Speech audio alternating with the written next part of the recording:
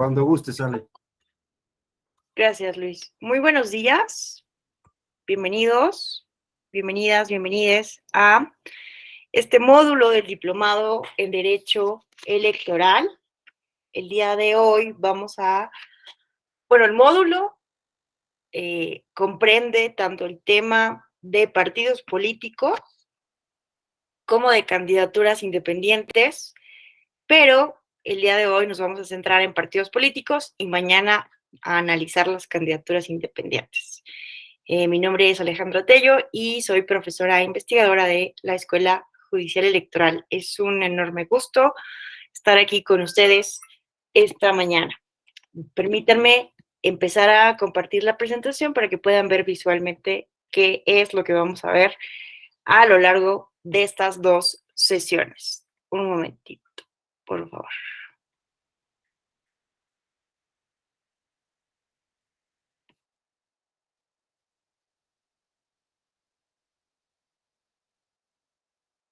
Es quedando un poco lenta mi computadora, pero un poquito de paciencia.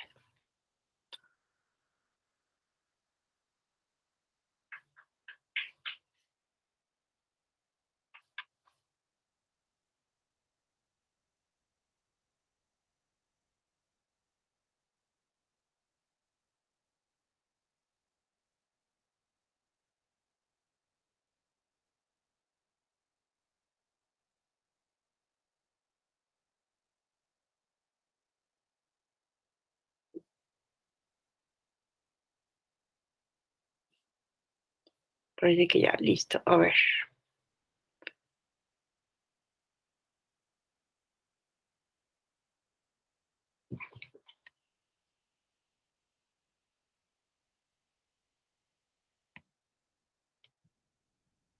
Bueno, ¿cuál es el objetivo de este módulo? Que en un primer momento recordemos conceptos básicos, que son los partidos políticos, que es un sistema de partidos. Hablemos muy brevemente de los partidos políticos en México, un poco analizar la justicia intrapartidista, algunos casos importantes y finalmente un poco reflexionar también sobre la crisis actual de los partidos políticos de la que se habla. Y bueno, el día de mañana nos centraremos en candidaturas independientes. Bueno, vamos con la primera parte. Quería preguntarles a ustedes, ¿qué opinan de los partidos políticos? ¿Serán positivos o serán negativos en una democracia? ¿Están bien como están? ¿Deberían transformarse? ¿Deberían desaparecer? ¿Qué opinión tienen ustedes?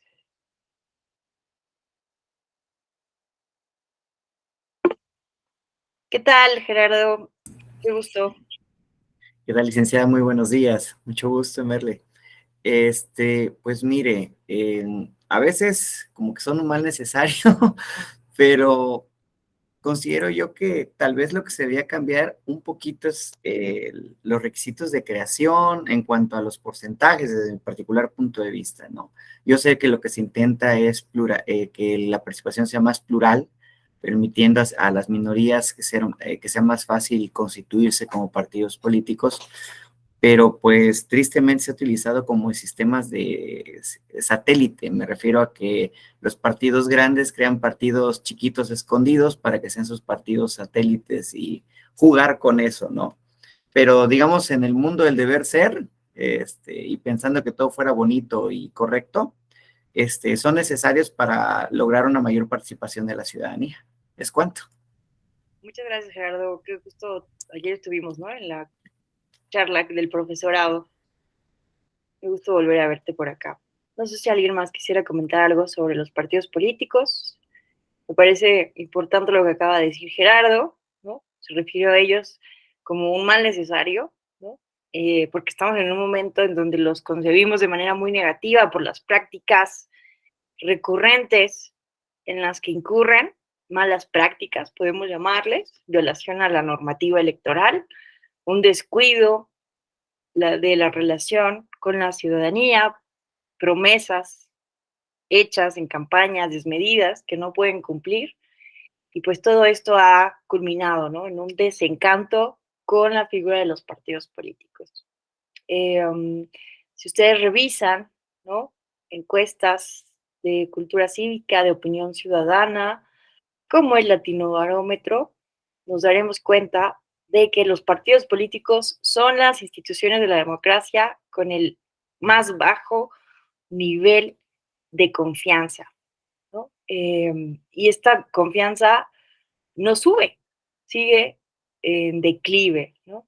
Entonces, por este indicador, sumado a la renuncia masiva de militantes de los partidos políticos, en 2021 el Instituto Nacional Electoral reportó que los 7 partidos políticos nacionales habían perdido en conjunto, vean esto, el 70% de sus militantes, ¿no? Entonces, millones de personas salieron de todos los partidos políticos. Esto lo sabemos porque el Instituto Nacional Electoral debe, cada vez que hay una elección federal, revisar el padrón de la militancia para ver si los partidos políticos que ya cuentan con un registro nacional pueden seguir manteniéndolo, ¿no? Una de las cuestiones que se revisa es que sigan manteniendo el punto 26% del padrón electoral. Entonces, si revisamos nosotros la página de la Dirección de Prerrogativas y Partidos Políticos del INE, si revisamos estos datos de sus afiliados, que es público, este censo es público, es realmente alarmante ver los pocos militantes que hay, ¿no? A mí me sorprende, por ejemplo, ver la cantidad de militantes del Partido Acción Nacional, que es muy bajo, casi apenas cumple con el punto 26% del padrón electoral, contrastado, por ejemplo, con el Partido de la Revolución Democrática, que estuvo a punto de perder el registro en la elección de 2021, pero que tiene una cuantía mayor de militancia. Entonces, esto, ¿no?, sumado a la desconfianza de los partidos políticos, más otro indicador del que nos hablan desde la ciencia política las personas expertas, que es el abstencionismo electoral que crece, nos lleva a especialistas a pensar en la posible crisis de los partidos políticos, ¿no? Veo que aquí ha levantado la mano Damián Lemus. Muy buenos días, te escuchamos. Gracias, profesora. Un gusto. Buenos días a todas y a todos. Para mí los partidos, sí son muy necesarios. Yo los considero espacios ciudadanos importantes en nuestra democracia. Personalmente participo en uno desde hace ya varios años y gracias al partido he podido acceder a cargos públicos. Y desde ahí, pues he tratado de siempre ejercer estos cargos, pues con honestidad y tratando de aportar a la ciudadanía. Por eso los considero vitales y obviamente tienen sus fallas históricas, pero creo que también se dan todas las instituciones, ¿sí? O sea, desde las instituciones autónomas hay problemas, desde el Poder Judicial de la Federación también hay sus problemas. O sea, no es exclusivo de los partidos, a lo mejor por el estado en el que se encuentran tenemos esa concepción, pero sí son sumamente necesarios. El tema de la militancia en el Partido Acción Nacional, en el que yo milito, es un tema histórico, el tema de que tenemos pocos militantes porque en el partido se exigen mayores requisitos que otros, ¿no? En otros nada más llevas tu credencial de elector y ya estás afiliado, pero en el PAN sí se requiere pues, tomar unos cursos y una serie de cosas. Y ese tema de tener un padrón bajo es histórico. Sería mi participación, profesora. Muchas gracias. No, hombre, gracias a ti, al contrario. Qué interesante, ¿no? Porque, bueno, generalmente estas percepciones, ¿no?, negativas de los partidos políticos vienen de personas que estamos desde fuera, ¿no? Entonces es muy interesante conocer una percepción de alguien que viene dentro del partido político y justo esto nos va a ayudar, ¿no?, a comprender mejor, a poner a los partidos en su justa dimensión, porque ese es el objetivo, ¿no? de esta sesión vamos a analizar, ¿no? Cuáles son los orígenes de los partidos políticos, ver cómo han ido cambiando, ¿no? De una percepción histórica completamente negativa, antipartidismo, a un reconocimiento constitucional, ¿no? Entonces, vamos a ver, yo quería, ¿no? Por eso poner en perspectiva esta percepción negativa que existe. Realmente estaremos hablando de una crisis, porque históricamente es cierto que los partidos políticos no han gozado de muy buena fama, con excepción del momento histórico en que surgen los partidos políticos de masas, que va a ser el gran momento de afiliación. Entonces, muchas gracias, Damián. Va a ser muy interesante compartir contigo puntos de vista, dado que estás militando desde hace muchos años, ¿no? En un partido político. Bueno, no sé si alguien más había levantado la mano. Rafael Rosas, ¿qué tal? Buenos días. Hola, buen día. Bueno, ¿sí me oigo? Creo. Sí, te escuchamos bien. Sí, ok. Bueno, buen día a todos, buen día compañeros, profesora. Pues creo que hasta por el momento decir bueno o malo de los partidos políticos, pues creo que se nos ha enseñado en nuestra democracia mexicana que la única forma de llegar a un cargo público, pues es a través de los partidos políticos, ¿no? Como se menciona.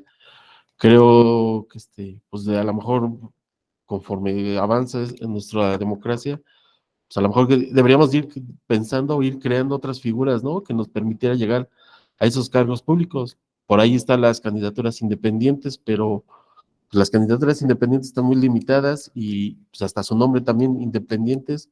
Por ahí en muchos cursos dicen independientes de quién, ¿no? De qué o quiénes.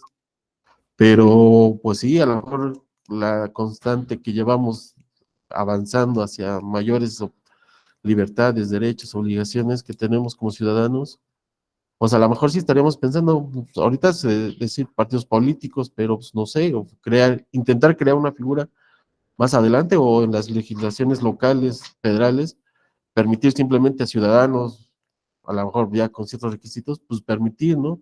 Concursar hacia un cargo público.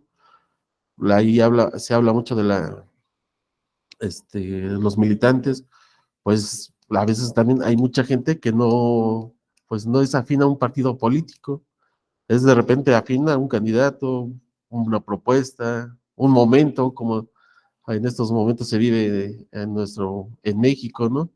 No somos tan militantes, creo que no son muchos militantes de ciertos partidos, si no es el momento, es el candidato, es la propuesta de lo que se menciona en su momento. Pero pues, yo me quedaría por ahí que pues son positivos, no son positivos, pues pues son los únicos que están para poder llegar a ese cargo.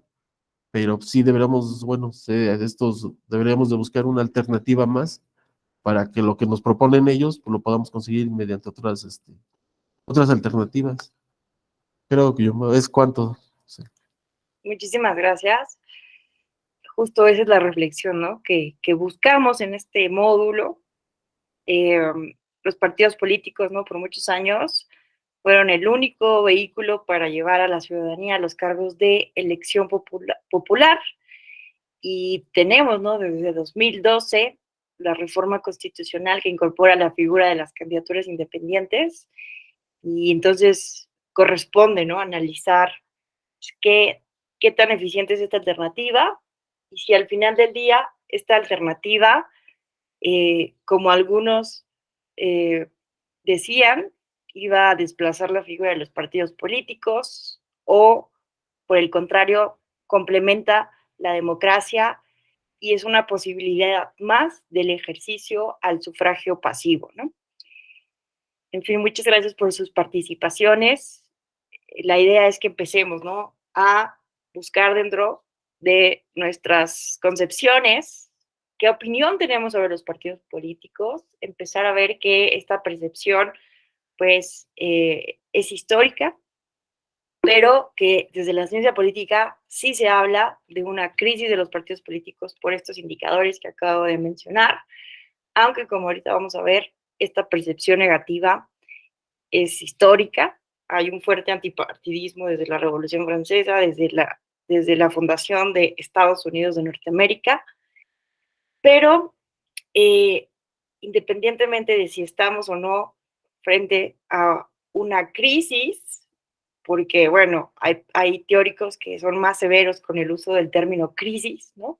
En economía, hablar de crisis económica es hablar de algo importante con indicadores sólidos que se mantienen en el tiempo. Entonces, algunos sostienen que estamos utilizando de manera a la ligera este término, pero lo que sí resulta relevante es plantear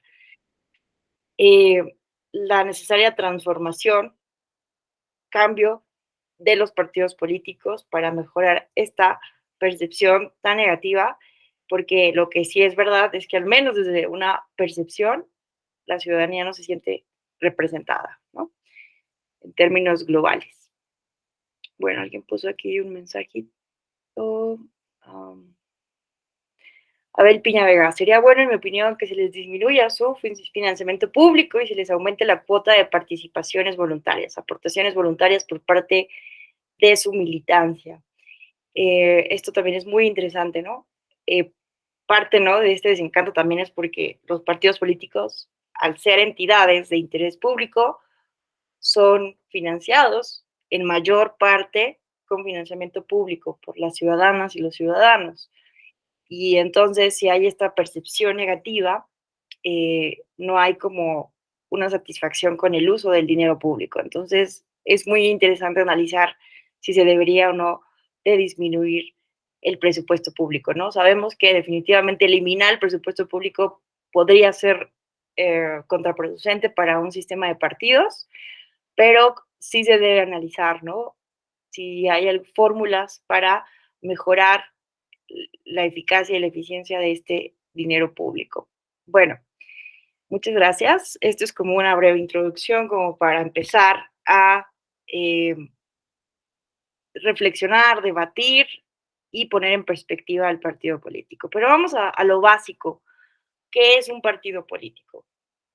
Bueno, desde su concepción etimológica, el partido político viene de partire, que significa partir, dividir. Y Giovanni Sartori nos dice que en parte por esta atracción semántica viene una connotación negativa hacia el partido político, porque pensamos que dividen, que parten. Pero ojo, también Giovanni Sartori nos dice que partido viene de parte de un todo, ¿no? De participar, de compromiso. Entonces, el partido político tiene estas dos atracciones semánticas, que desde ahí muestra cuáles son las dicotomías, las paradojas que existen, ¿no? Porque si bien el partido político es una sola fracción del todo, al mismo tiempo busca el bien del todo, ¿no? Ahorita vamos a ver a qué me refiero con este bien del todo. El partido político me parece muy importante lograr hacer la distinción entre una facción o una secta, ¿no? ¿Cuál es la diferencia entre un partido, una facción y una secta? La facción viene del latín facere, hacer, de factio, que es un grupo político dedicado a un hacer perturbador y nocivo, ¿no? Un facere, a un hacer perturbador y nocivo. Entonces, vean ustedes que los primeros estudiosos de los partidos políticos, estoy pensando en Bolingbroke, en David Hume, en Edmund Burke, empezaron a distinguir que el partido político es ante todo un fenómeno de la modernidad, porque si bien en el mundo antiguo siempre han existido grupos políticos, estos han sido sobre todo facciones, grupos dedicados a ver por el interés de ese grupo en particular, ¿no? Y vean que David Hume nos dice algo importantísimo, que el partido político es una de las cuestiones, desde su perspectiva, más, así lo dice básicamente él, más maravillosas que pueda haber existido en el mundo moderno, porque es un grupo de personas que se juntan siguiendo los mismos principios, los mismos valores, pero apelando a principios abstractos, ¿no? Esto no lo habíamos visto en la antigüedad. Grupos políticos que apelaran, que se organizaran y lograran dejar atrás sus diferencias, apelando a principios abstractos, ¿no? Entonces, es por ello que Edmund Burke define así al partido político como un cuerpo de hombres unidos para promover, mediante su labor conjunta, el interés nacional sobre la base de algún principio particular del cual todos están de acuerdo. Los fines requieren medios y los partidos son los medios adecuados para permitir a esos hombres, vean esto, poner en ejecución sus planes comunes con todo el poder y toda la autoridad del Estado. Entonces, vean qué magnífico se va configurando, ¿no? La concepción del partido político en la modernidad como un grupo de hombres que se ponen de acuerdo, pero que todos están bajo el mismo principio abstracto al cual apelan, ¿no? Porque las facciones buscan solamente el interés perturbador, ¿no? De acuerdo a la etimología, un interés privado, ajeno al bien, a cualquier otro principio abstracto, ¿no? Entonces, esto es muy, muy interesante. Edmund Burke, de acuerdo con Giovanni Sartori, es el primero en distinguir con toda claridad la diferencia entre una facción y un partido político. ¿No? Sin embargo, podemos ver, bueno, cómo surgen los partidos políticos, ¿no? Hay que recordar que los partidos políticos surgen, tenemos como antecedentes importantes que nos marcan siempre la literatura, en primer término, el parlamentarismo inglés, ¿no? El parlamento fue un lugar ideal para la formación de grupos antagónicos, con concepciones distintas sobre diferentes puntos, sobre la coronación de Guillermo de Orange, por ejemplo, ¿no? Fue un punto crucial para poner en tensión a los dos principales fuerzas, los Whigs y los Tories, que son los protopartidos, ¿no? Son los primeros partidos, las primeras células, por decirlo de alguna manera, de los actuales contemporáneos partidos políticos, ¿no? Que después formarían al Partido Liberal y al Partido Conservador inglés. Entonces, el parlamentarismo inglés fue fundamental para la creación de estos protopartidos, de estos primeros partidos políticos, pero también tenemos la extensión del sufragio, el sufragio universal masculino en un primer momento, y después el reconocimiento del sufragio femenino fue un hecho importantísimo en las democracias de esta primera ola para obligar a los partidos políticos a estas organizaciones, grupos de hombres, y si digo hombres porque eran evidentemente masculinos, organizarse para una cuestión fundamental, salir a buscar el voto de, de los nuevos ciudadanos. Entonces, vamos a ver, les recomiendo muchísimo hacer la lectura de Luis López Guerra, que hace un análisis muy interesante sobre la evolución de los partidos políticos, la transformación de los partidos políticos acorde a sus necesidades comunicativas. Entonces, en un primer momento, denme un momento que me están pidiendo una información de la propia eje de carácter urgente. Un momentito.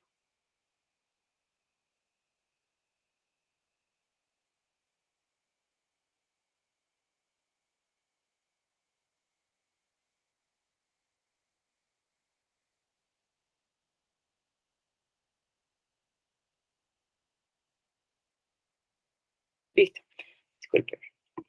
Entonces, imagínense que en un primer momento pues cuando el voto era censitario. ¿Qué significa esto? Que solamente las personas que pagaban impuestos y que tenían cierto nivel de renta, propiedades, podían votar, ¿no? Entonces no era necesaria una organización tan burocrática, una organización tan especializada en estos primeros partidos políticos de cuadros, que fueron como los primeros que empezaron a desarrollarse, al menos en el contexto del parlamentarismo inglés, porque en México vamos a ver que tienen otra lógica, pero en Europa, en el parlamentarismo inglés, siguieron esta lógica, ¿no? Entonces, pues no era necesaria una organización tan especializada, pero cuando vienen estas luchas sociales, estas presiones que llevan al reconocimiento del sufragio universal masculino y femenino, pues llega la necesidad de organización, de burocratización. Y es aquí cuando vemos a los militantes, a las militancias, a las burocracias partidistas, con la necesidad de educar a los ciudadanos, a los nuevos ciudadanos que tienen reconocidos sus derechos políticos para ganar su voto. Entonces empieza la producción de periódicos, ¿no? De estos textos que sean para educar, para informar a la ciudadanía de sus propuestas, y empieza esta política cara a cara de ir a tocar a las puertas para ganar el voto, ¿no? Y entonces aquí también vemos adaptaciones de los mismos partidos conservadores, que no eran los partidos evidentemente que apoyaban la extensión del sufragio, pero se ven también obligados, ¿no? A buscar discursos electorales, a buscar maneras de conectar con la ciudadanía para buscar su voto. Pero bueno, y finalmente, otra cuestión que es fundamental decir y que me gusta mucho de Giovanni Sartori, dice que esta evolución de la facción al partido político se da gracias a una transición lenta, sinuosa, de pasar de la intolerancia a la tolerancia, de la tolerancia al disentimiento y del disentimiento a reconocimiento de la pluralidad política, ¿no? Entonces, ¿qué significa esto y por qué es tan importante para la construcción de un sistema de partidos? Piensen, ¿no? En México, en el que por más de 70 años tuvimos un sistema de partido hegemónico. Ahorita vamos a ver qué significa esto de partido de sistema hegemónico, de acuerdo a las clasificaciones de los sistemas de partido, pero básicamente la idea es que por más de 70 años, no, si bien existían partidos, ¿no? El mismo Partido Comunista Mexicano, de los más antiguos que existieron, se fundó en 1919, pero se mantuvo ilegal, en la ilegalidad, no tuvo reconocimiento oficial hasta prácticamente 1977, ¿no? El Partido Acción Nacional, que se funda, ¿no? En la década de los 30 del siglo pasado, es principalmente el partido de oposición más importante, pero de ahí en fuera, ¿no? El PPS, el PARM, el Partido Auténtico de la Revolución Mexicana, van a ser partidos testimoniales, ¿no? La oposición va a ser testimonial. Esto quiere decir que el partido oficialista que estuvo en el poder gobernando en todos los cargos de elección popular y en los tres poderes, básicamente, dominando las decisiones públicas, pues no permitía esta pluralidad política, ¿no? Entonces, vean qué interesante esta concepción de Giovanni Sartori, de que para que exista una transición de la facción al partido político es necesario cambiar de la intolerancia a la tolerancia, ¿no? Y me parece que todavía sigue siendo pertinente al día de hoy preguntarnos qué tanto valoramos la pluralidad política en nuestra democracia al día de hoy, ¿no? Qué tanto encomiamos el disentimiento. Giovanni Sartori nos dice que estaremos en un auténtico sistema de partidos pluralista en el momento en que aplaudamos, ¿no? Encomiamos el disentimiento. Disentir debe ser algo verse como algo positivo, ¿no? Y todavía hoy lo vemos, desafortunadamente, como algo negativo. Nos incomoda que las personas nos lleven la contra o tengan ideas contrarias. Y desde el punto de vista del régimen político, del sistema político, necesitamos evaluar, ¿no? Qué tanto los partidos en el gobierno, en el poder, toleran la oposición, el disentimiento. Bueno, pero veamos, los partidos políticos entonces surgen, ¿no? En este contexto del parlamentarismo inglés, sobre todo, con los Whigs y los Tories como primeros protopartidos, aunque Giovanni Sartori señala que el primer partido político en la historia, en el mundo occidental, es el Partido Republicano de Thomas Jefferson, porque es el primero que va a tener, ¿no? Claro, con toda claridad, principios abstractos que definen el partido político. Pero bueno, y con la extensión del sufragio universal. Pero a pesar de esto, durante el siglo XVII y buena parte del siglo XVIII existió esto que les decía, ¿no? Un fuerte antipartidismo. Los revolucionarios franceses estaban en contra de los partidos políticos, lo mismo que los fundadores de Estados Unidos, los federalistas, ¿no? Madison y todos estos escritores por ejemplo, los escritores del Federalista, Hamilton, van a estar en contra de los partidos políticos, ¿no? En Francia, porque Rousseau había influenciado muchísimo a los revolucionarios franceses. Rousseau estaba muy en contra de la democracia representativa. Se reía Rousseau de los ingleses, ¿no? Que ellos llamaban democracia a salir un día a votar y que con eso se acababa. Él alababa la democracia de su natal Ginebra y evidentemente siempre recurría, ¿no? A estos ideales romantizados de la democracia veneciana, de la República, perdón, veneciana, de la República florentina, el ideal de la democracia ateniense, ¿no? Aunque es muy interesante la crítica que hace Robert Dahl a Rousseau, porque si analizamos qué porcentaje de la población realmente formaba parte de estas asambleas, de Ginebra, de Venecia, en la Edad Media, o de Florencia, ¿no? También Maquiavelo alababa mucho la República veneciana y florentina, o de la misma democracia ateniense. Hay quienes se han atrevido a hacer cálculos del demos de la democracia ateniense y no rebasa, está entre el 5 y el 10% de la población en aquel momento, ¿no? Porque la noción de ciudadanía era muy reducida, solamente eran los hombres nacidos de hombres, era una cuestión sanguínea, hereditaria, estaban fuera mujeres, extranjeros, metecos, y los esclavos, ¿no? Además de esta concepción de esclavitud. Entonces, bueno, Rousseau estaba en contra de la democracia representativa porque para él era enajenar, pervertir la obligación que tienen todos los contractualistas, ¿no? Los contratantes del pacto social de velar por el interés público para construir esta idea tan importante y marcada en este contexto de la Revolución Francesa de la voluntad general, de la participación directa del pueblo. Entonces había un fuerte antipartidismo, lo mismo en Estados Unidos, pero evidentemente con la extensión del sufragio universal, con la extensión del sufragio masculino y femenino, empieza a cambiar este antipartidismo, se dan cuenta que no solamente divide a los órganos de representación, cuando estamos hablando del voto censitario, sino que son males necesarios, empiezan a verse como males necesarios, porque los necesitan para pedir el voto de la ciudadanía, ¿no?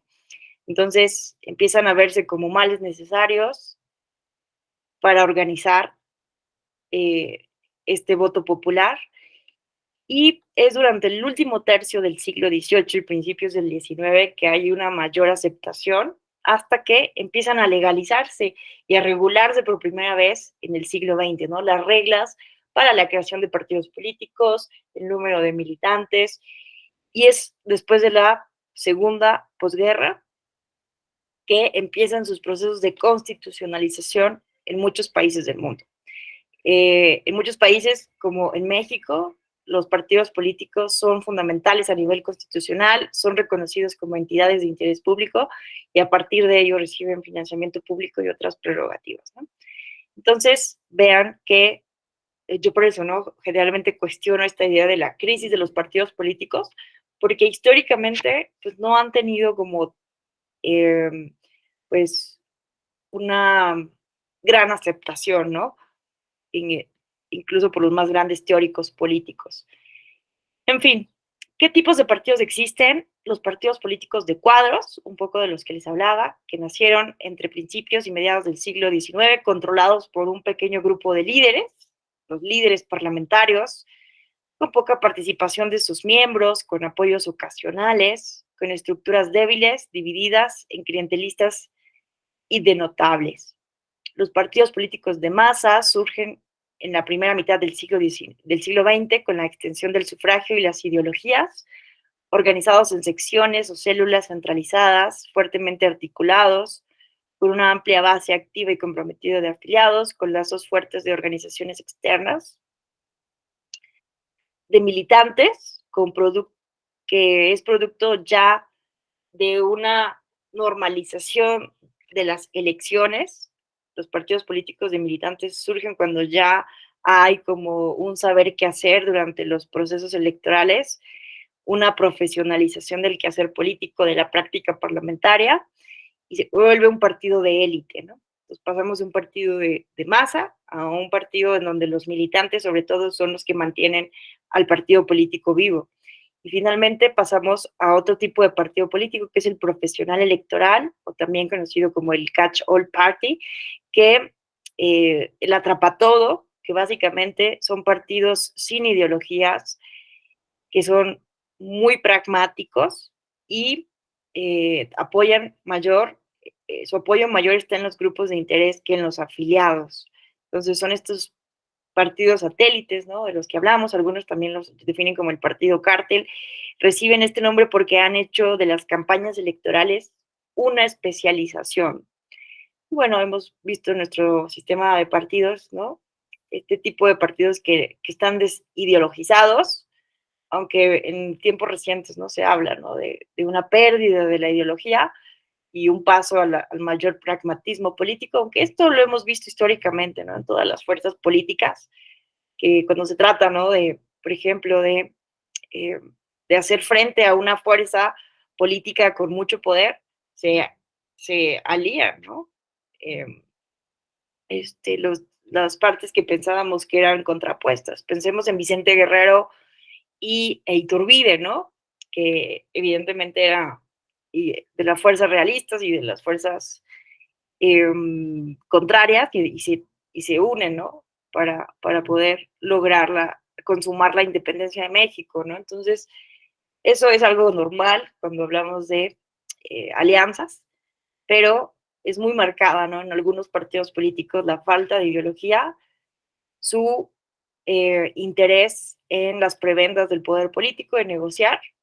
Son partidos que sirven para negociar y pues bueno, esos son también parte de los sistemas de partidos y otra clasificación que tenemos de los partidos políticos.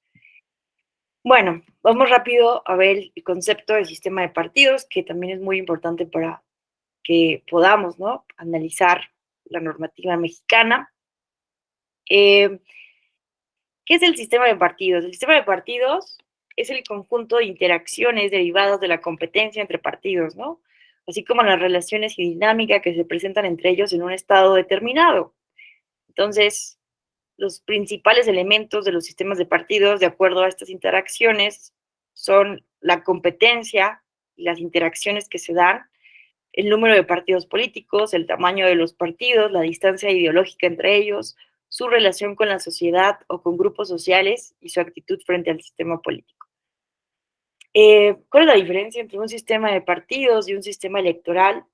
El sistema de partidos es esta interacción entre los propios partidos políticos y el sistema electoral, en la concepción básica, ¿no? De la concepción cerrada de la que nos habla Dieter Nolen, es la manera en cómo transformamos los votos de la ciudadanía en escaños.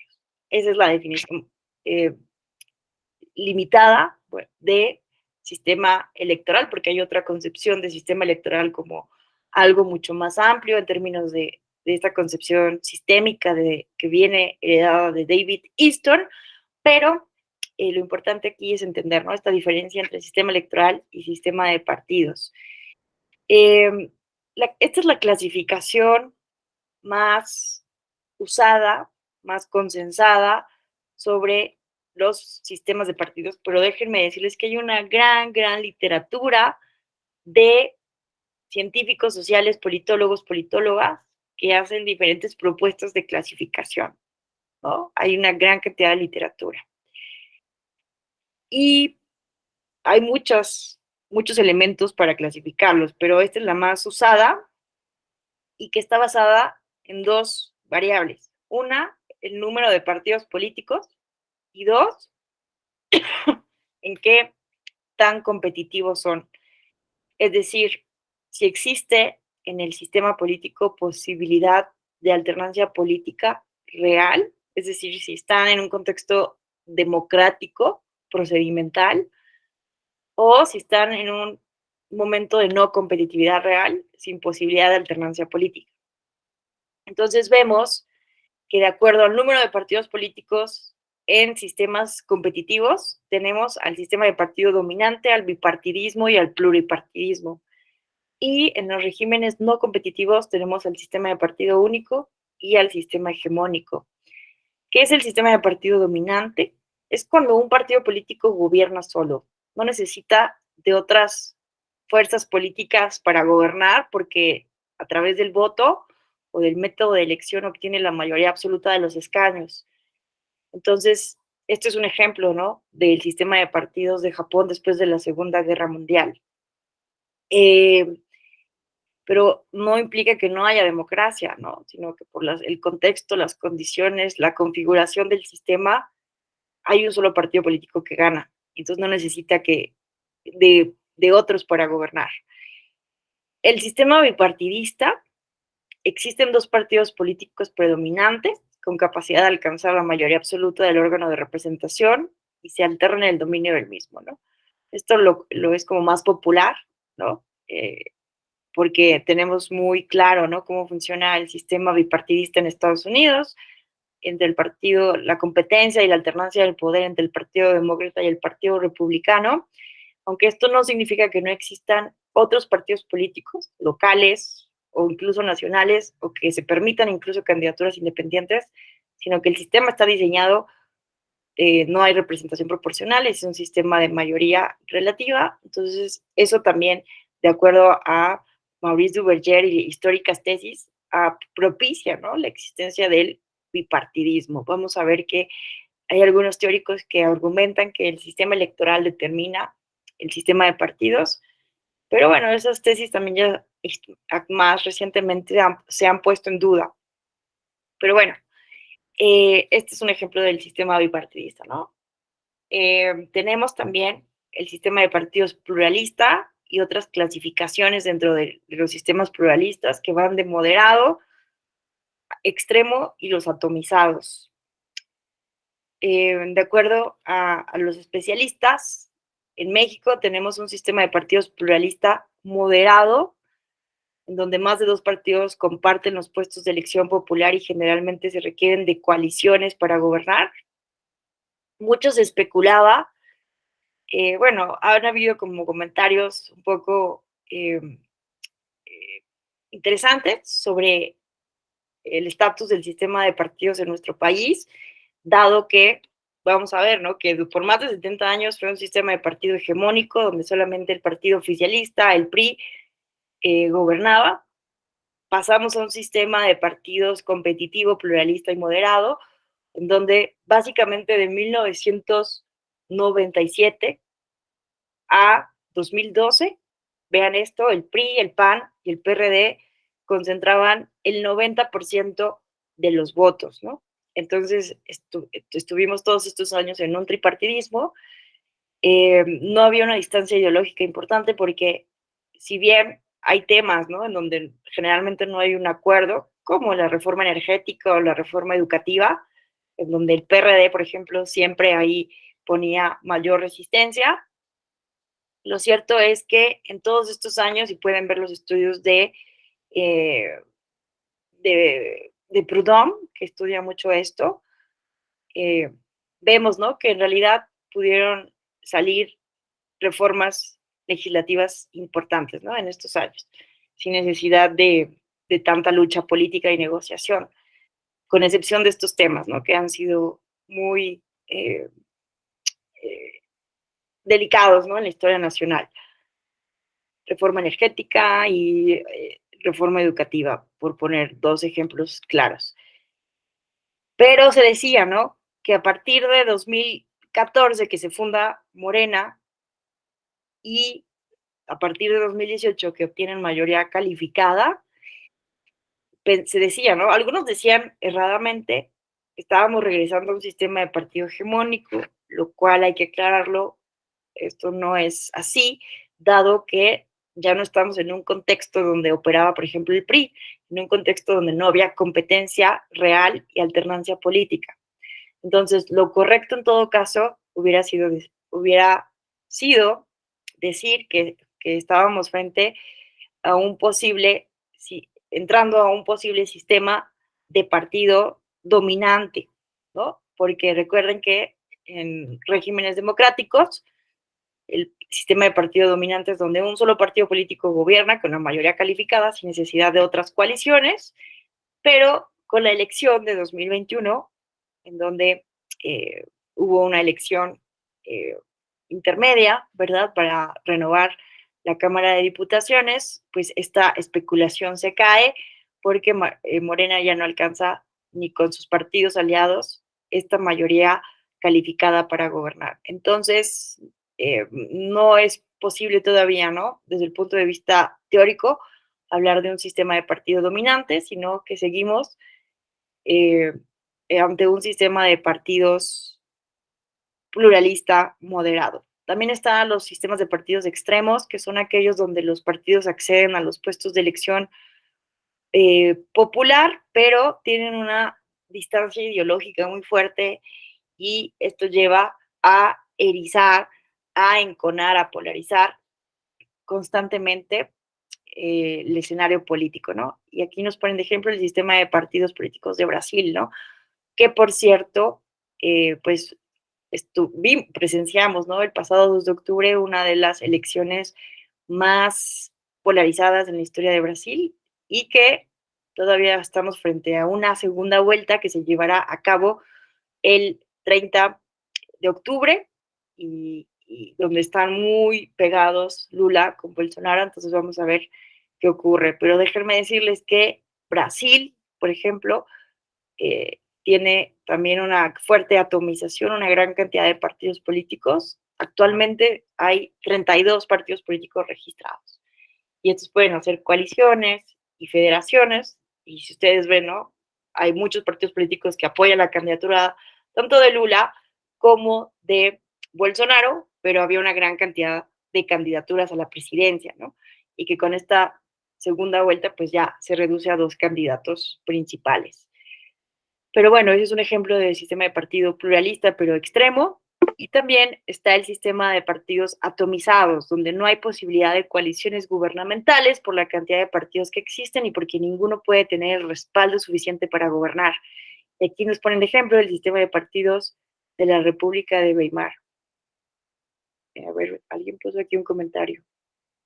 Erika Flores nos comparte que en Argentina también hay una fuerte polarización de partidos políticos. Sí, claro, ¿no? También hay una distancia ideológica muy fuerte entre ellos y esto lleva a una fuerte crispación del ambiente político. Muchísimas gracias, Erika, por esta aportación. Y bueno, entonces el sistema de partido único, vean que ya está englobado en sistemas de partidos no competitivos. El poder político está monopolizado por un solo partido político y no se permite la existencia de ningún otro. El gobierno de este partido se caracteriza por ser opresivo, intolerante, represivo, así como por poseer un gran control coercitivo sobre la sociedad. Un ejemplo de esto es el sistema de partidos de la Unión de Repúblicas Socialistas Soviéticas, o pensemos también en el Partido Comunista Chino, ¿no? No se permite la existencia de otros partidos políticos. Tenemos también el sistema de partido hegemónico, que es el que tuvimos, ¿no? En México, que hasta antes de, bueno, aquí pone la reforma electoral de 1996, pero yo diría que hasta 1900, pues sí, 97, donde pierde por primera vez el PRI la mayoría calificada en la Cámara de Diputaciones. Se permite en estos sistemas la existencia de otros partidos distintos al gobernante, pero su presencia es testimonial, es decir, no tiene posibilidades de derrocar al partido dominante. Y bueno, aquí podemos ver en esta gráfica, ¿no? Cómo va bajando, ¿no? La hegemonía del PRI antes de la reforma de 1977, que es esta reforma considerada por los transitólogos expertos de nuestra democracia, la reforma política. ¿Alguien quiere participar? ¿Y la mano levantada?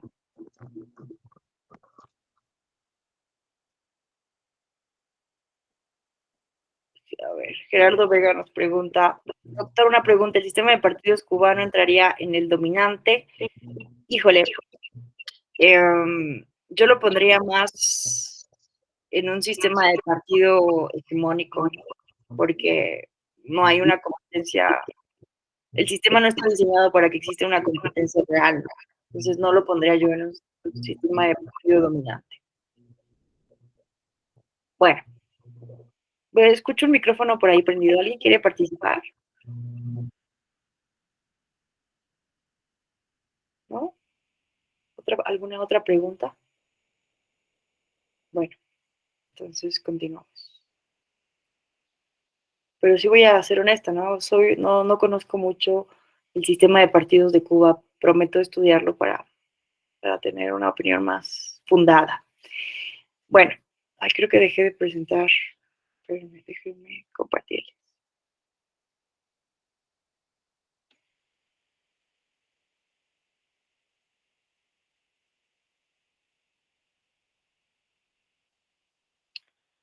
Bueno, entonces seguimos.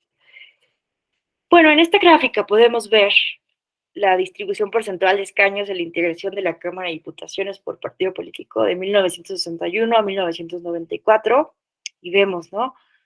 Cómo básicamente se va perdiendo esta hegemonía. Vean cómo cae, ¿no? Fuertemente en la crisis de 1988, pero bueno, de tener casi el 100% de la distribución porcentual a tener poco más del 60%, ¿no? Y bueno, estos cambios, vean cómo empiezan a verse de forma mucho más marcada a partir de 1979, ¿no? Porque en 1977 recordemos esta importantísima reforma que es la que inicia la transición democrática en México. Se incorporan 100 diputaciones de representación proporcional. Ya en el 64 se había incorporado la figura de diputado de partido, pero lo cierto es que seguía siendo muy testimonial la oposición. Es hasta que se introducen estas 100 diputaciones de RP en el 77 y otras 200 en 1986, es que empieza realmente a existir oposición en la Cámara de Diputaciones. Y también en el 77, ¿no? Se reconoce a los partidos políticos como entidades de interés público. Entonces, imagínense que es un momento importante porque se les empieza a dar financiamiento público, porque anteriormente, pues solo lo recibía el partido oficialista. Déjenme ver la hora. Bien, vamos bien. Bueno, ¿cómo ha sido la regulación de los partidos políticos en México?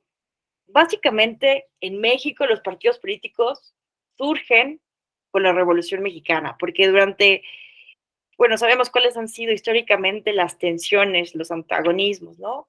Entre liberales, esta famosa distinción entre los liberales y los conservadores, ¿no? Las luchas, las pugnas, las alianzas permanentes, temporales, efímeras.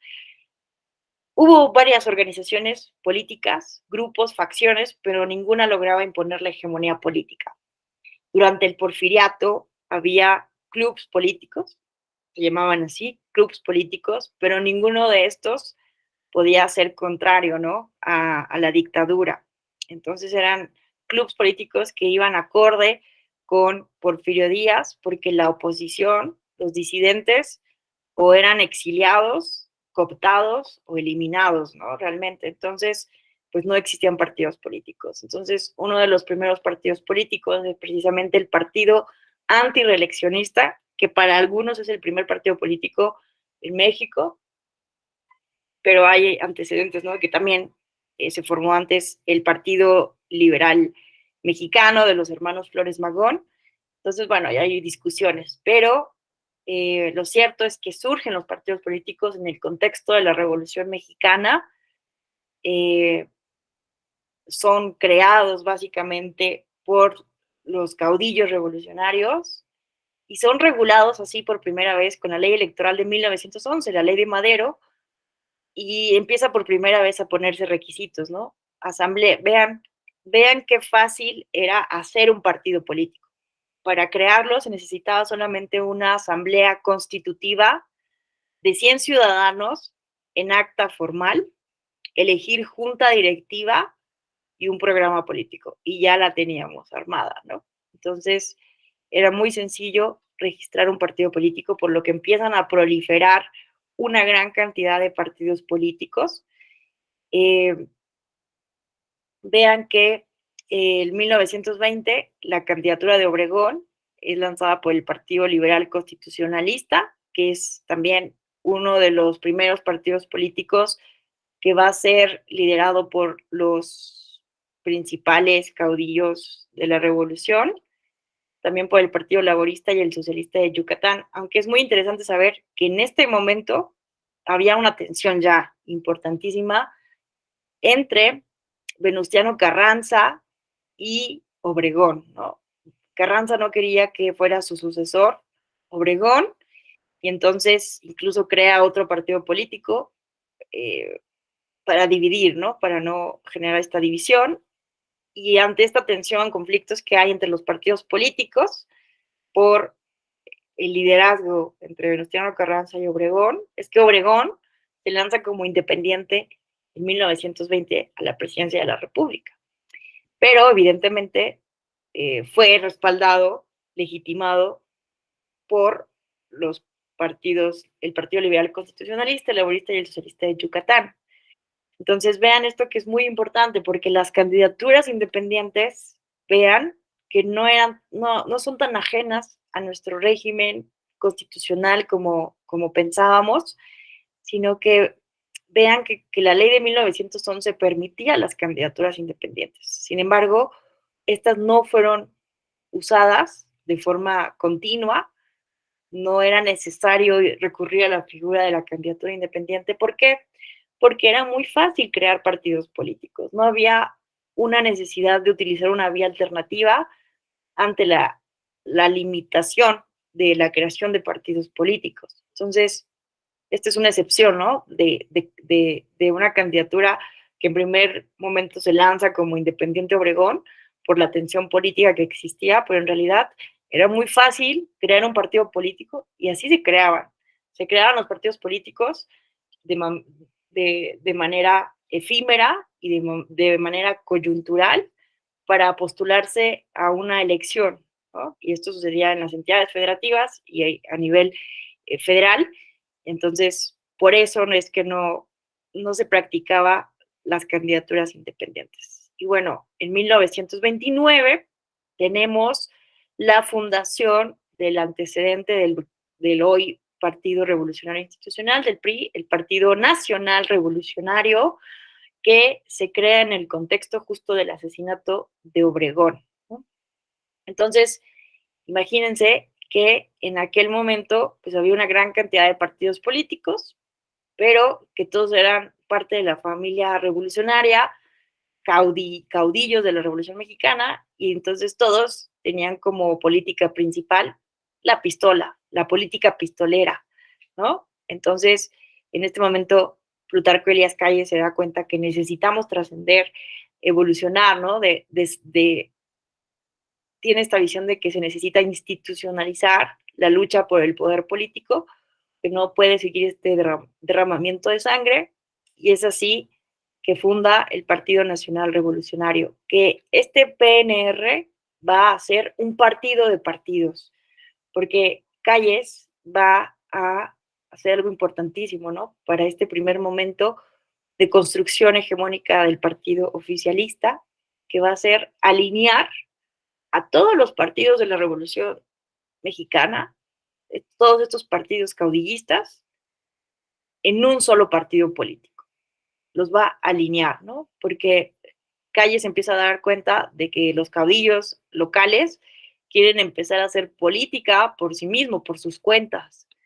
Y no, Calles quiere tener un control desde la Ciudad de México, ¿no? Pues sí, desde el centro del país, para controlar las carreras políticas de los caudillos revolucionarios. Entonces, el PNR tiene una estrategia, una técnica de poder impresionante para controlar las carreras políticas e institucionalizar la pugna por el poder político, ¿no? Disminuir la violencia y el uso de la sangre y el uso de las armas para pelear el poder político. En 1938 viene, bueno, aquí también hay algo bien importante que debemos mencionar, y es sobre el tema de la reelección, ¿no?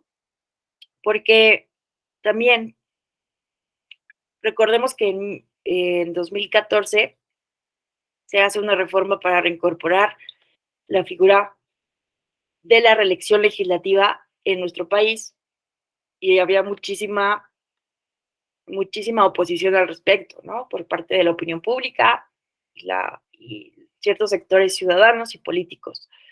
Pero vean este hecho también, que es muy interesante. La Constitución de 1917 permite la reelección legislativa.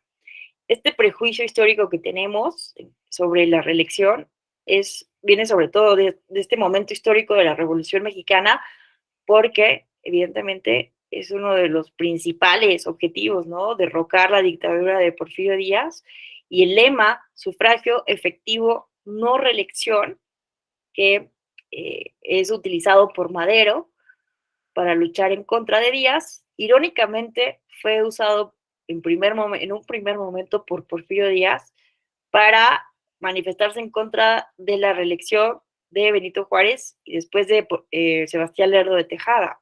Entonces, vean que tenemos un antireeleccionismo, pero vean que la Constitución prohibía no la reelección legislativa, sino solamente la reelección presidencial. Entonces, la Constitución de 1917 permitía la reelección legislativa, pero ¿qué pasa, no? Después del primer gobierno de Obregón, viene el gobierno de Calles, y Calles quería que Obregón lo sucediera de nuevo, que volviera a entrar a la presidencia de la República. Entonces modifica la Constitución, hace una reforma constitucional para permitir la reelección presidencial no consecutiva. ¿Y qué pasa? Pues que genera un conflicto importantísimo dentro de la familia revolucionaria. Estábamos en un contexto de una guerra cristera también importantísima. Se da el asesinato de Obregón y pues se da cuenta que cometió un error, ¿no? Entonces se vuelve a hacer una reforma constitucional para prohibir la reelección definitivamente de la presidencia de la República, pero aprovecha el momento también para prohibir la reelección legislativa. Y esto también tiene un objetivo, y nos lo dicen los historiadores, de controlar la carrera política de los caudillos locales, ¿no? Porque, ¿cuál es uno de los efectos positivos de la reelección? Con la reelección, en teoría, los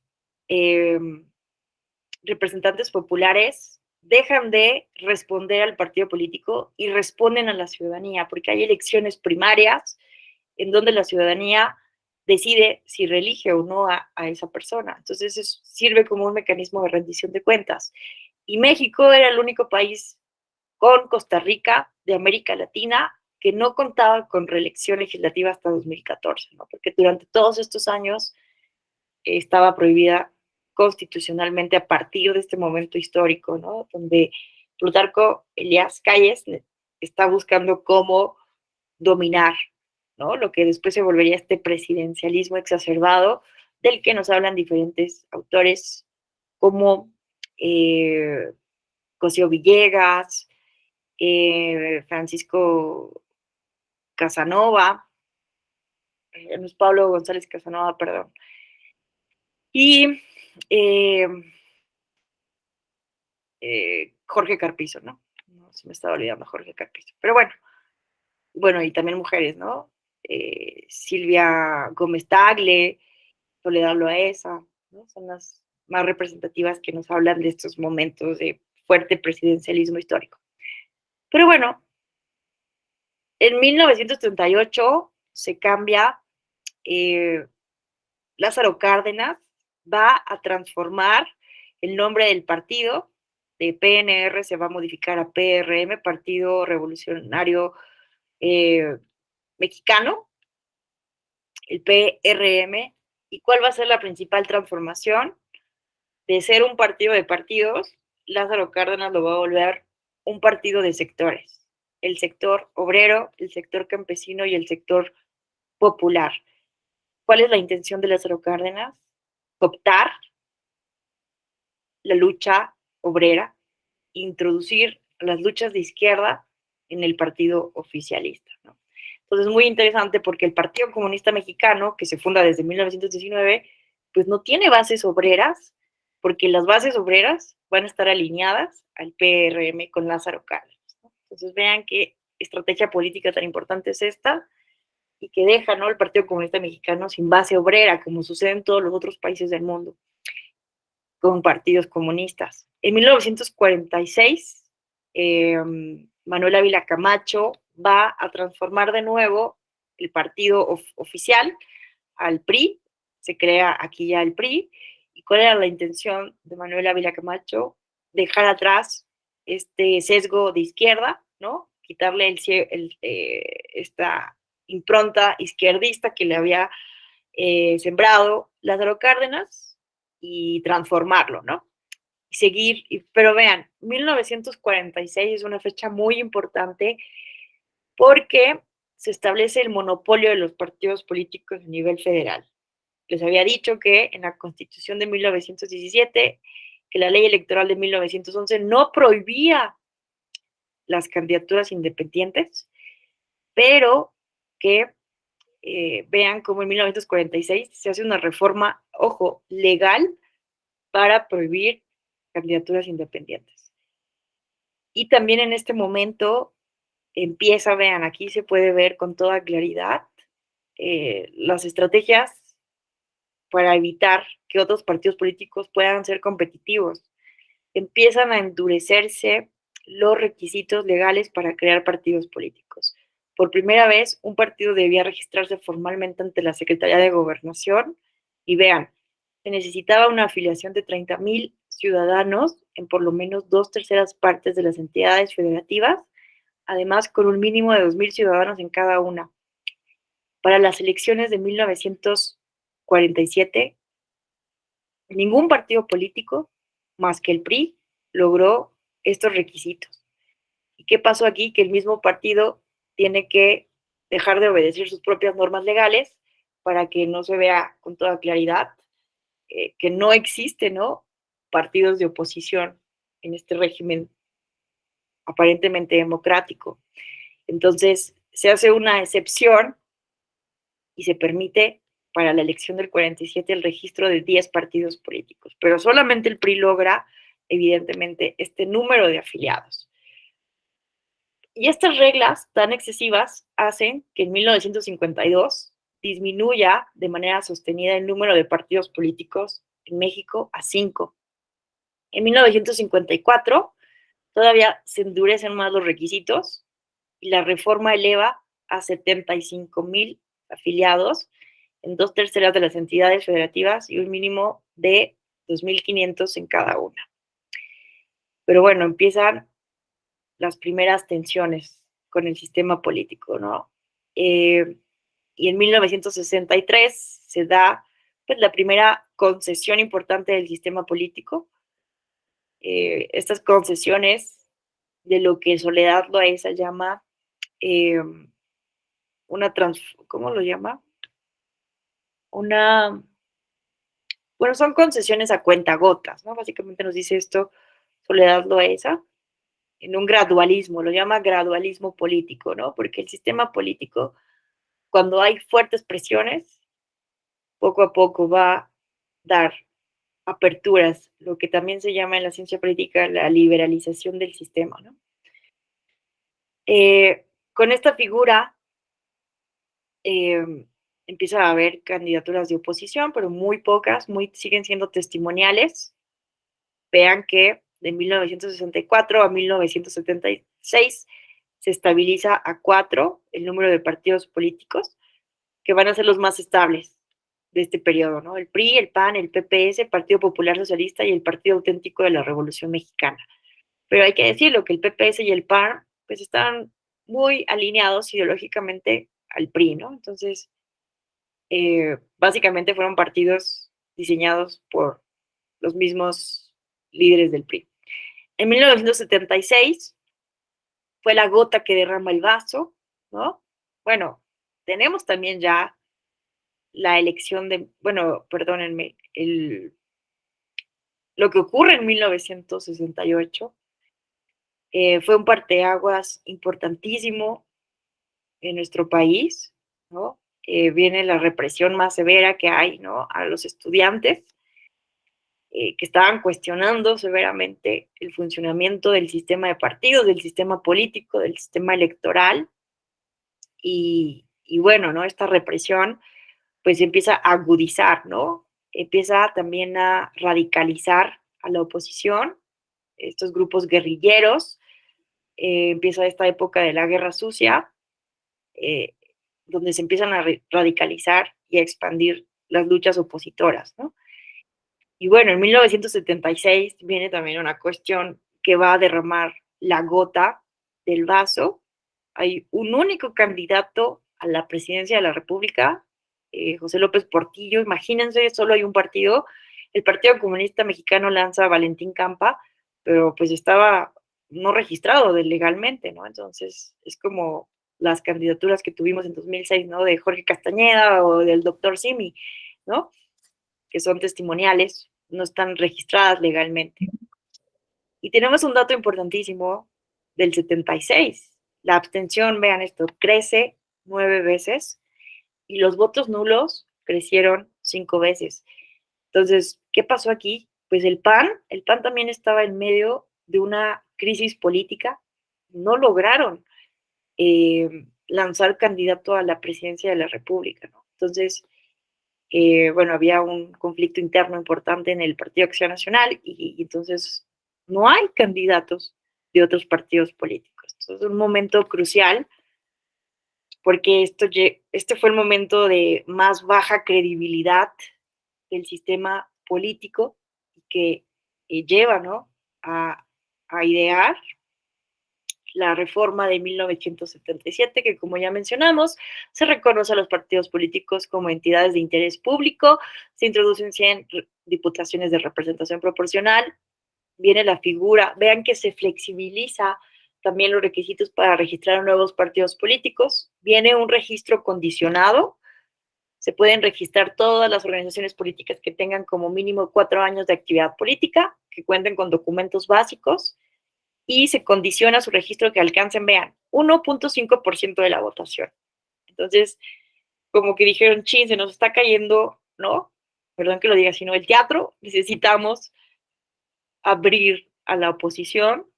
Aquí es lo que dice Robert Dahl, ¿no? Que cuando es más costosa la represión, empieza a permitirse la tolerancia de la oposición, ¿no? Estos son factores que explican el porqué de la liberalización del sistema y la democratización del sistema. En 1985, vean, ¿no? Vean cómo sí determina, ¿no? Evidentemente, estos requisitos, el número de fuerzas políticas. Entonces, con esta flexibilización, en 1985 contamos con 9 partidos políticos. Se legaliza por primera vez el Partido Comunista Mexicano, que después transforma su nombre y que después, ¿no? Se van a aliar al Frente Cardenista, en la elección del 88 y que pues después algunos, ¿no?, se irán al PT y otros al PRD. Bueno, en 1986 aumentan a 200 los diputados plurinominales. En el 88 tenemos otra de las más importantes crisis.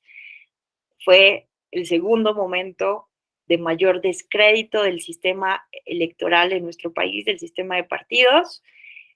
Sabemos lo que ocurrió, ¿no? La famosa llamada caída del sistema. Y en el 88 pues ya se consolidan los partidos políticos PRD, el PT, el Partido Verde Ecologista de México, Convergencia, que después será Movimiento Ciudadano, y el Partido Nueva Alianza. Y bueno, en 1996 también es importante porque, bueno, se crea, ¿verdad? Bueno, en el 88, aquí no lo pongo, pero todos recordamos que esto llevó a que en el 90 se creara el Instituto Federal Electoral, que hace 2 días cumplió 32 años. Se creara el Tribunal Federal Electoral, como importantes instituciones, ¿no?, de nuestra democracia. Y en 1996, algunos llaman esta reforma del 96 como la reforma definitiva. Entonces, no es nada nuevo, ¿no?, que hoy el partido en el poder le esté dando calificativos también a sus proyectos de reforma, porque históricamente hemos dado este tipo de calificativos un poco exagerados a las reformas políticas. En el 96 decíamos que ya era la reforma definitiva, porque, bueno, en el 96, este poder que tenía todavía la Cámara de Diputaciones de calificar la elección presidencial se le da al recién creado Tribunal Electoral del Poder Judicial de la Federación. Se crea esta figura de las senadurías de representación proporcional y vienen otros cambios que son fundamentales, ¿no?, para estabilizar las autoridades electorales y la credibilidad de nuestro sistema de calificación electoral. De 1991 a 2012, vean, ¿no?, lo que les decía, el PRD, PRI y PAN reciben hasta el 90% de los votos. En 2007 viene otro momento importante en el tema de las candidaturas independientes, que mañana profundizamos, pero recuerden que en el 46 vino un primer momento de prohibición a nivel federal de candidaturas independientes. Pero como no existía una prohibición constitucional, esto llevó a que empezaron a ser independiente en muchos lugares del país. Empezaron a elegirse candidaturas independientes, incluso candidaturas sin registro formal, había ahí ganadores.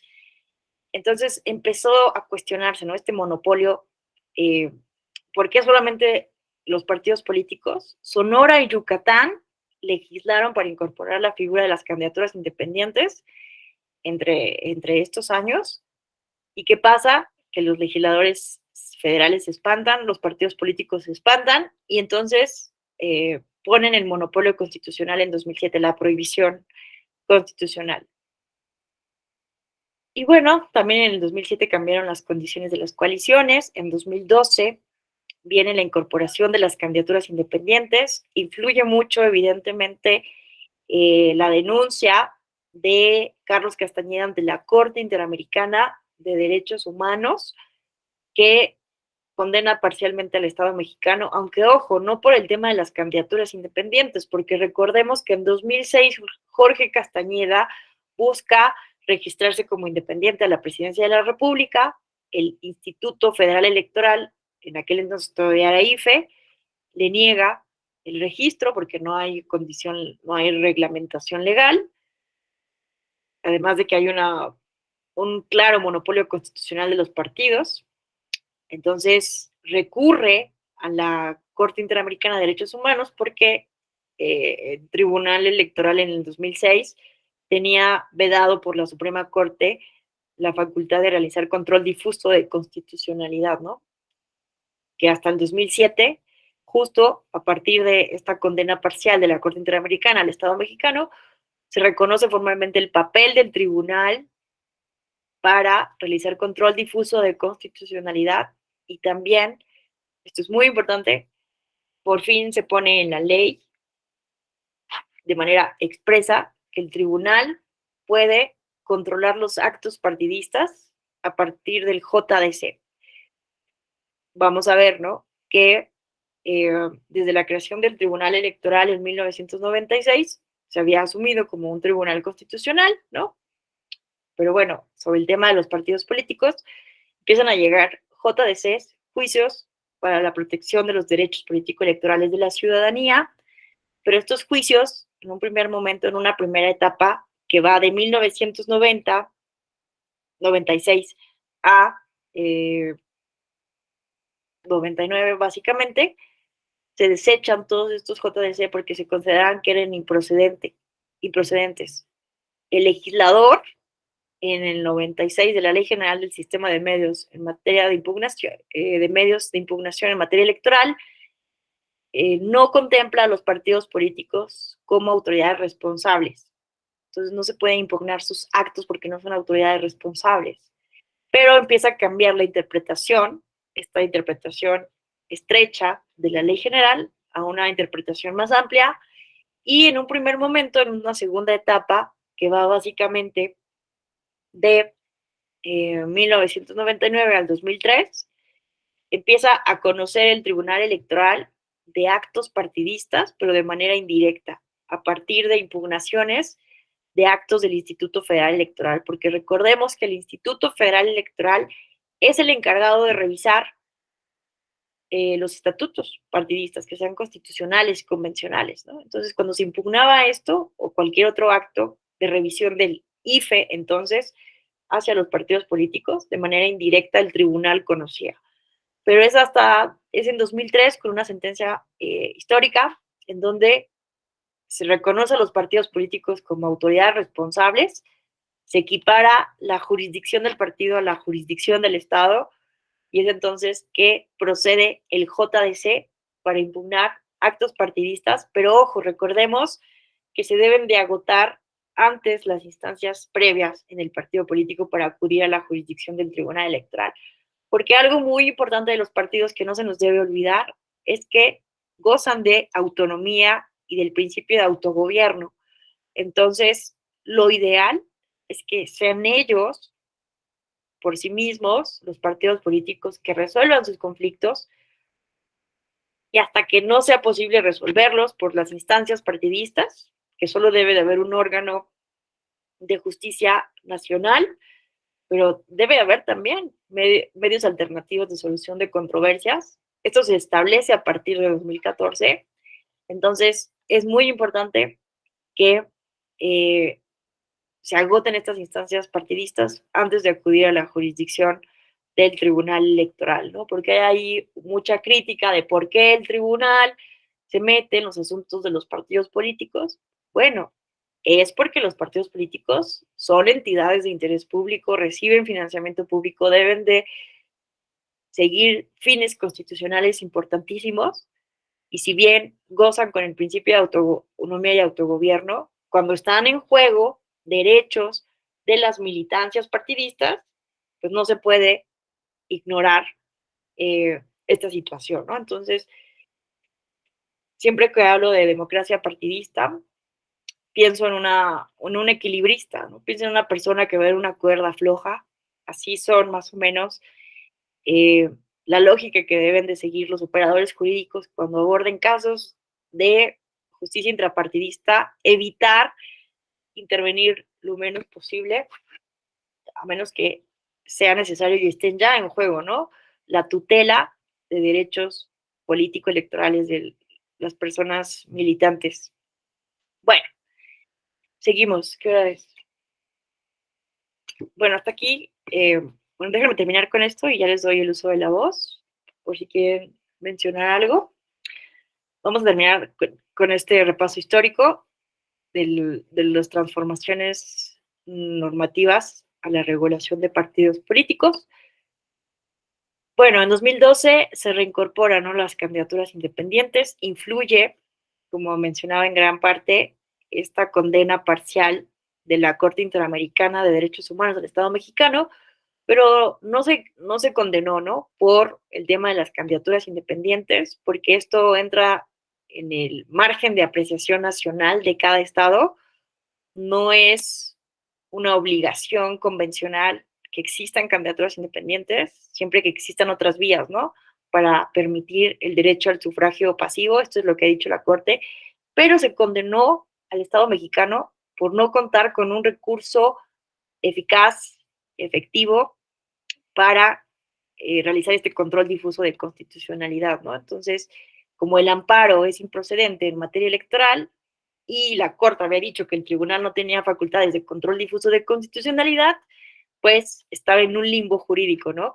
No había un mecanismo constitucional de tutela de derechos que fuera eficiente y por eso se condena al Estado mexicano y en 2007 por eso hay una reforma ahí para incorporar esta facultad del Tribunal Electoral de control difuso de constitucionalidad. Aunque es muy importante también decir, ¿no?, que a pesar de esta prohibición de control difuso de constitucionalidad a partir de una contradicción de tesis de la Suprema Corte de Justicia de la Nación, el tribunal empezó a realizar, ¿no?, control de convencionalidad en algunos casos. Bueno, en 2014 viene otra reforma importantísima en la materia que nos ocupa, partidos políticos. Se consolida el umbral para mantener el registro de partidos políticos en un 3% de la votación válida emitida.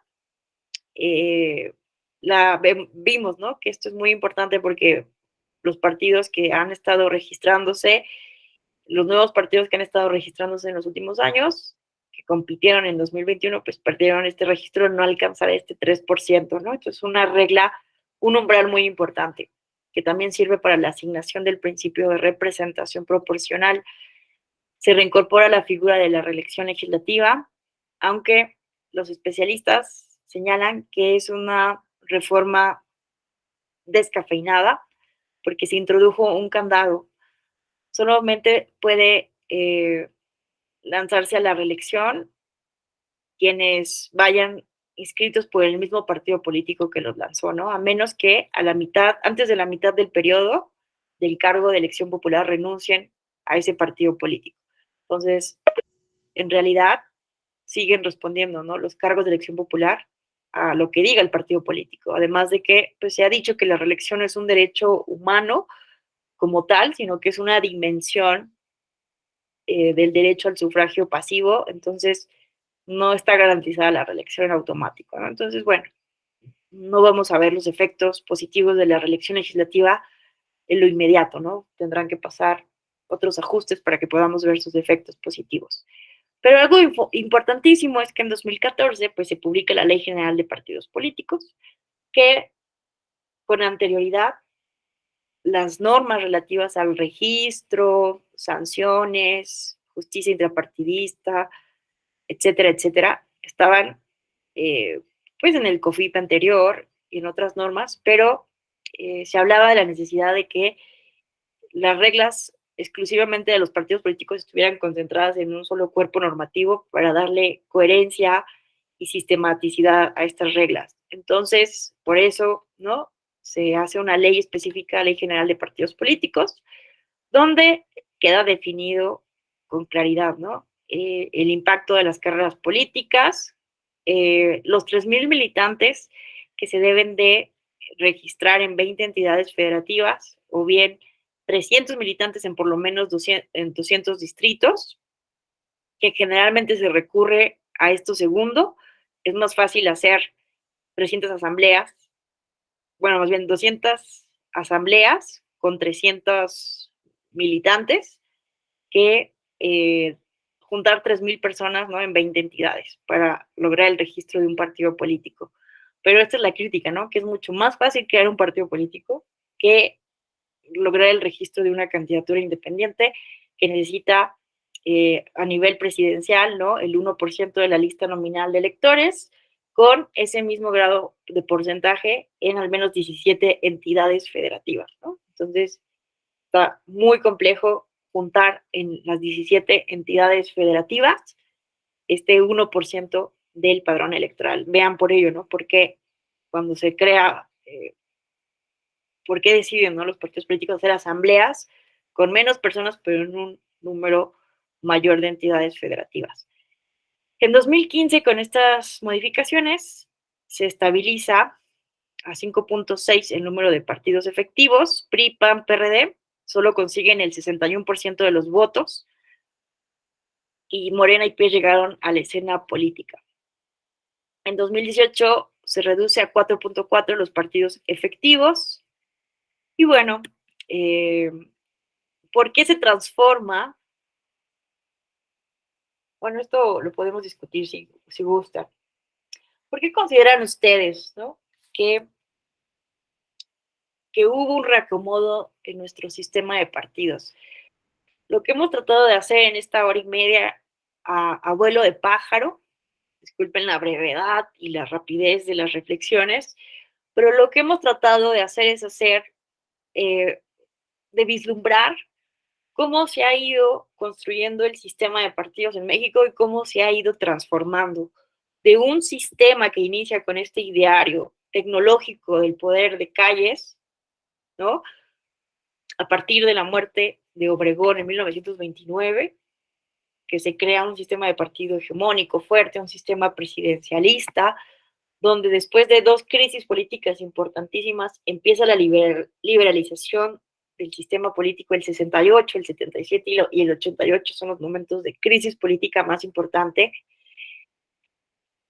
que empieza a transformar el sistema de partidos, se les empieza a dar dinero público y se garantiza 100 diputaciones en un primer momento y luego 200 de representación proporcional en la Cámara de Diputaciones. También en el Senado se garantiza la representación proporcional en el 96. Y tuvimos, del 94 al 2012, un sistema tripartidista que parecía estable. Pero ¿qué pasa? ¿Por qué hay un reacomodo, esta transformación de nuestro sistema de partidos en México? ¿Qué opinan ustedes? ¿Por qué consideran que hubo un reacomodo de nuestro sistema de partidos?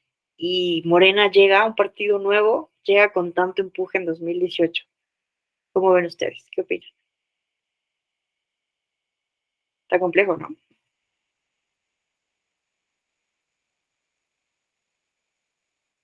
¿Alguien que guste participar? ¿Cómo ven? ¿Qué tal, Laura Esparza? Qué gusto saludarte, te escuchamos. Hola, ¿qué tal? Muy buenos días. ¿Sí me escuchan, maestra? ¿Sí se escucha bien? Ah, ok. Bueno, compañeros, a todos, pues un gusto estar aquí. Yo creo que una de las principales causas por las que vimos este auge y por la que los se han tenido que ir estructurando es como el repaso histórico que hacíamos hace un momento. Recuerdo que alguien decía que un buen gobernante era el que sabía cuándo dejar su poder y también que el día que la ciudadanía comprendiera que eran ellos los que tenían el poder de poner, vaya la redundancia, ¿no? A las figuras que tenemos en los congresos, en los poderes ejecutivos, ese día ellos iban a entender que tenían el sartén por el mango. Entonces, creo yo que parte de las reformas que ha habido es el descontento de la ciudadanía. Llegan periodos de tiempo donde empiezan a expresarse, donde empiezan a tener más intervención y por ende los partidos comienzan a resentir eso que ya nos ha estado diciendo usted también, maestra. Dicen, no, a mí me conviene mejor ceder porque si sigo presionando, la bomba va a explotar.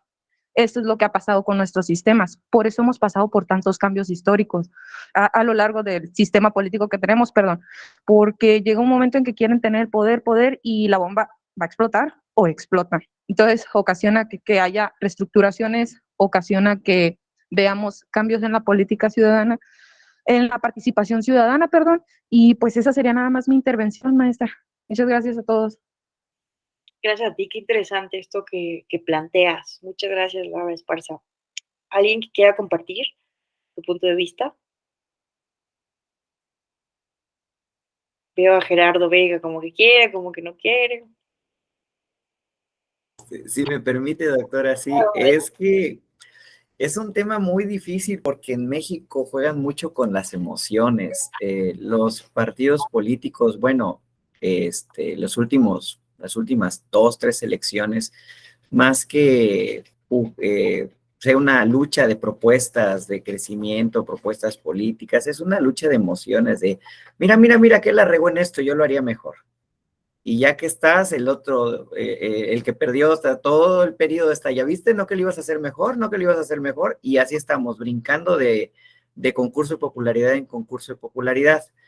Hemos tenido muestras de candidatos que van más por el aspecto físico o la presentación que tengan que por realmente la calidad que tengan como funcionarios, ¿no? Digo, pasamos de concursos bueno, de campañas políticas donde el lema era Peña Bombón, te quiero en mi colchón, a ¿cómo era el otro? Sonríe, ya ganamos, y dar por sentado de que si perdiera por un robo, o sea, triste, es triste el nivel, o sea, en los debates no vemos más que exposición de fotografías de mira, aquí estás agarrando un costal de lana, entonces es pobre el nivel y por mala fortuna nos ha tocado así por gracia y obra del Espíritu Santo algún político con aires de Mujica que realmente dijeras tú, bueno, parece que este sí es diferente, realmente diferente, de adentro hacia afuera y de afuera hacia adentro, ¿no?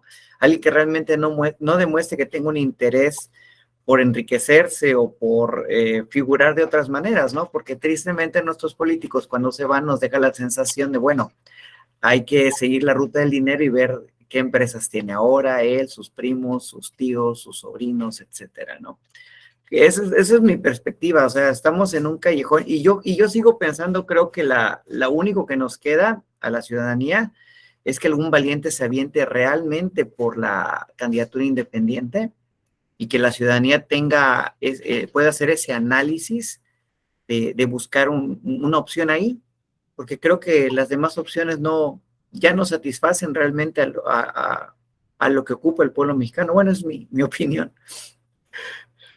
Muchas gracias, Gerardo Vegares. Ayer, ¿no? Nos comentabas como la importancia de las candidaturas independientes, una completa desilusión ya de tu parte, ¿no? De los partidos políticos.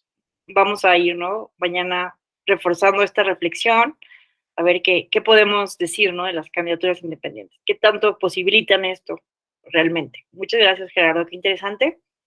No sé si alguien más quiera compartir algún comentario o reflexión. Miren, básicamente, François Proudhon, que es uno de los más importantes especialistas en partidos políticos en México, nos habla de esto, ¿no? De estos factores. La explicación no puede ser única, son multifactores los que llevaron a este cambio de nuestro sistema de partidos, a este declive, ¿no? A esta situación de tensión para los principales tres partidos políticos.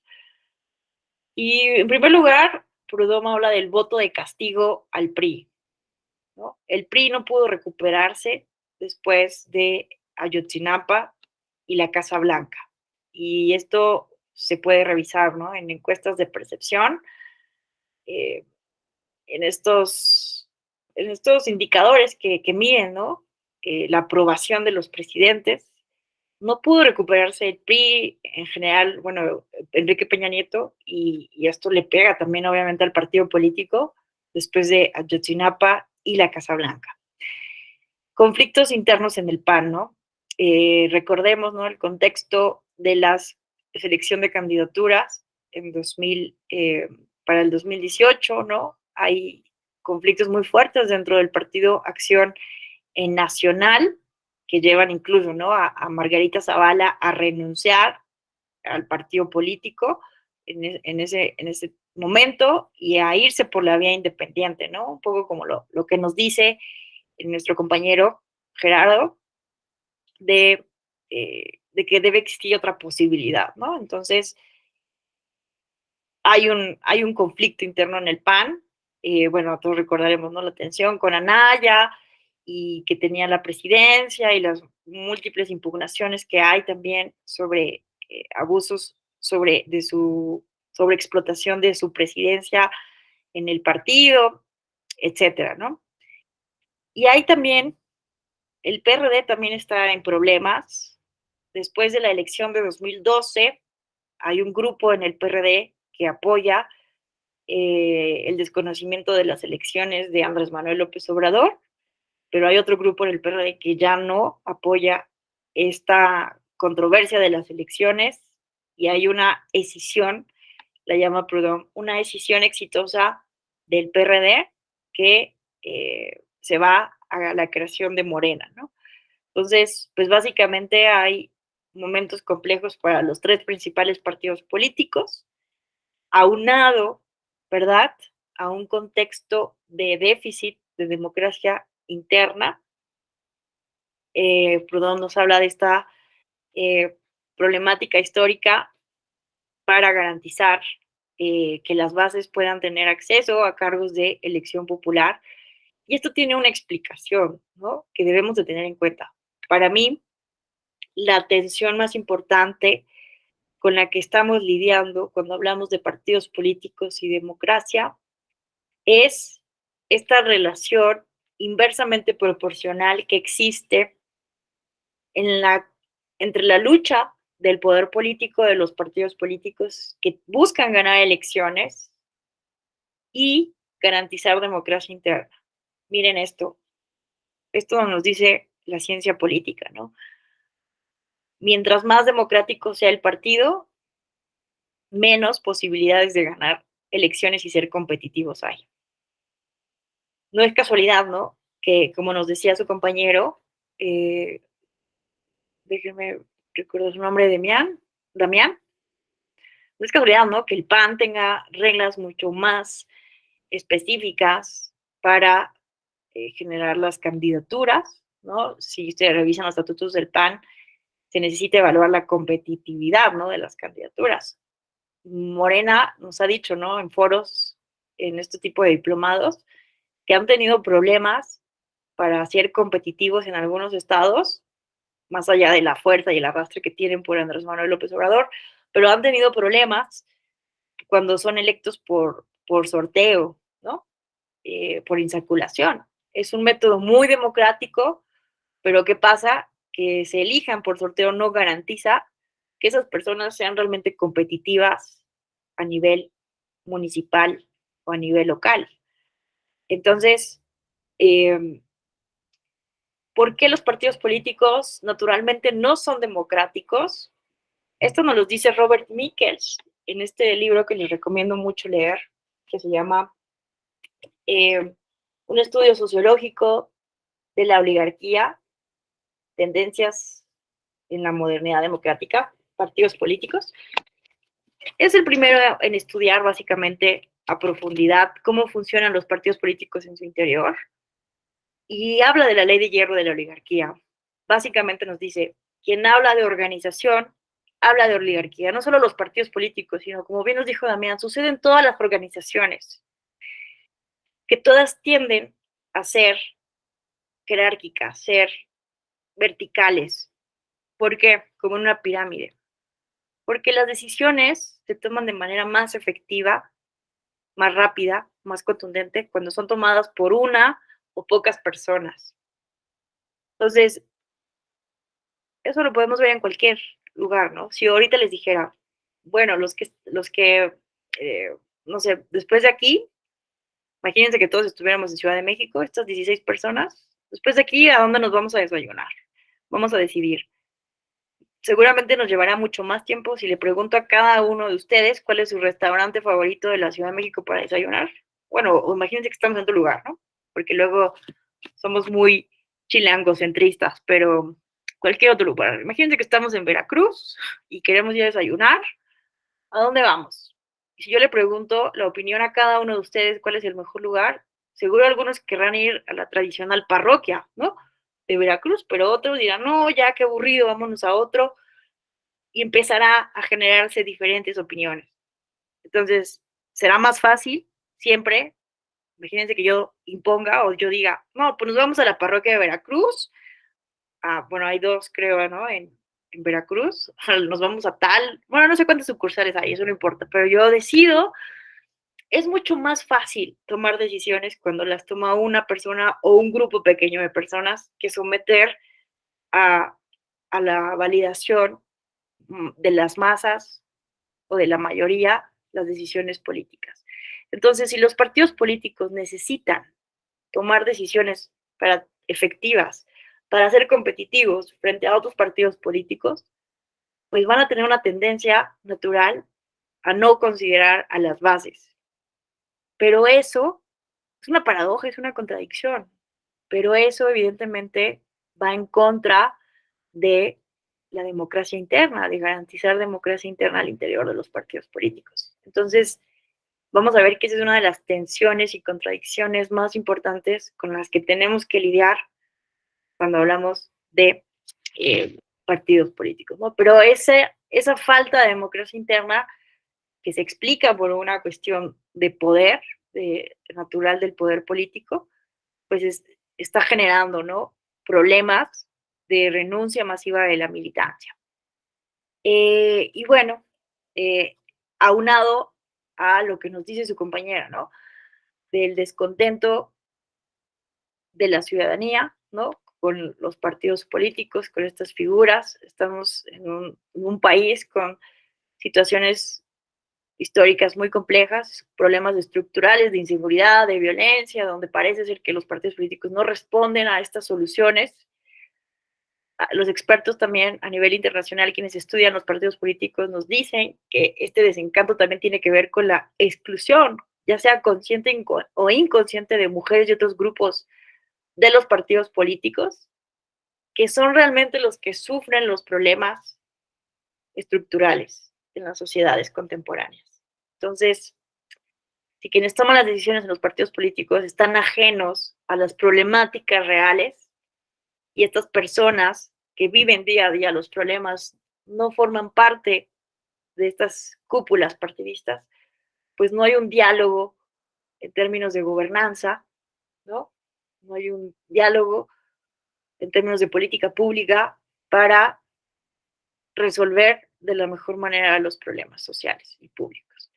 Entonces, bueno, hay muchísimas causas que nos pueden llevar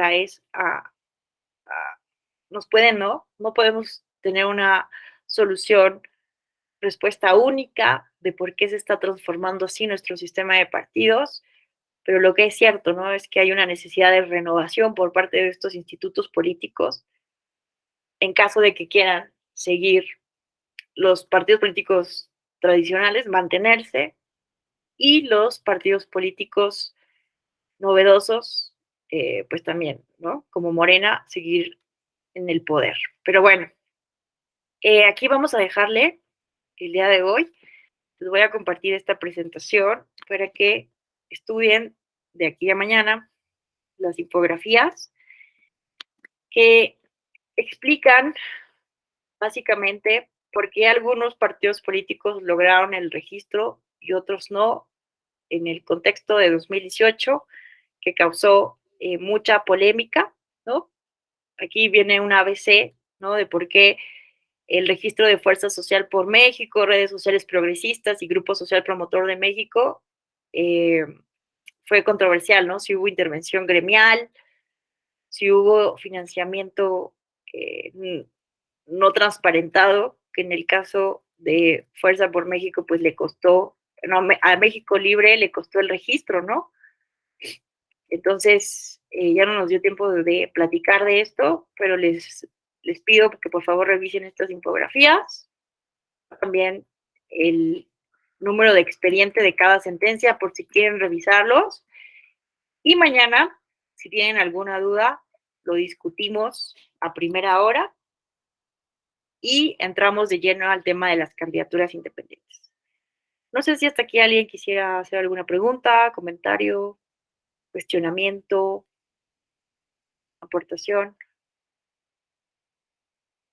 Bueno, si no es el caso, nos vemos el día de mañana. Muchas gracias a todos por su atención. Que tengan excelente día.